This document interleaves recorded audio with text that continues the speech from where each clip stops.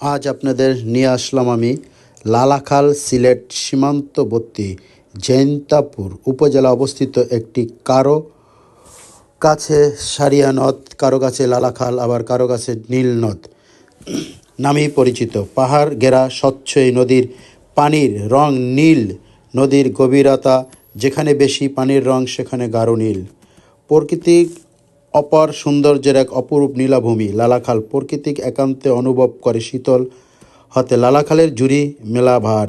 এই নদী গা ঘেঁষে উঁচু নিচু পাহাড়, পাহাড়ের ঘন সবুজ বন, পাক পাখালি, এক কথায় নদী পাক পাখালি ও নানা জাতের বৃক্ষের সমাহার। লালাখাল জুড়ে নীল পানি আর প্রকৃতির সঙ্গে মিশে যাওয়ার এখানকার মানুষের জীবনযাত্রা চোখে পড়ার মতো।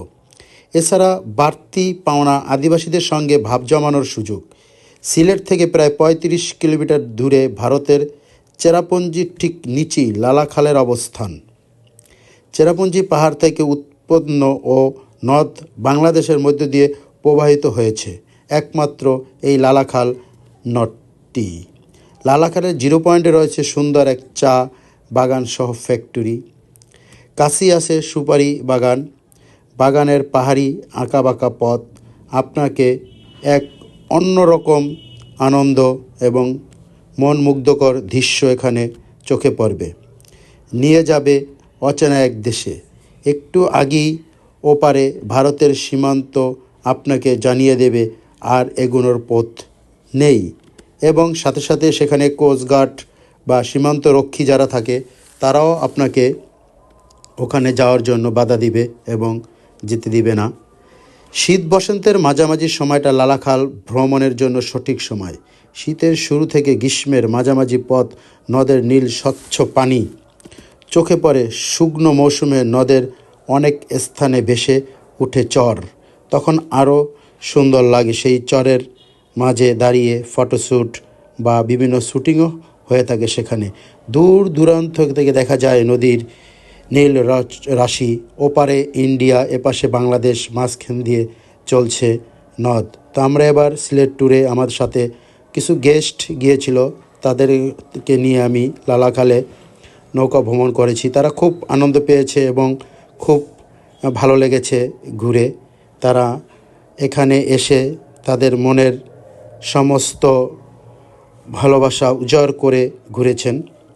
ভরা পূর্ণিমার মাঘ পাহাড় নদীর মিতালি দেখতে লালাখাল ঘুরে আসতে পারেন। লালাখালের বিভিন্ন অংশে নীল, সবুজ এবং স্বচ্ছ পানির দেখা মিলে।